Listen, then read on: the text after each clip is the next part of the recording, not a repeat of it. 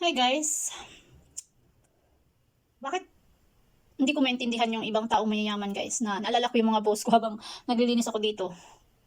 Yung palaging mainit ang ulo, yung kaunting pagkakamali mo lang, sinisigawan ka na, sinasabihan ka ng hindi magandang words. So, bakit guys kung totoong nakapagpasaya sa isang tao yung pera, dahil sa dami nilang pera, bakit mainitin ang ulo nila?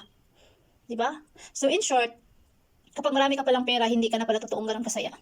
Kasi pag marami ka ng pera, hahangarin mo pa rin yung ano ang meron ng iba. Real talkies. Isip ko lang, guys natanggap ko na lang. Pero iniiyak ko lang yun.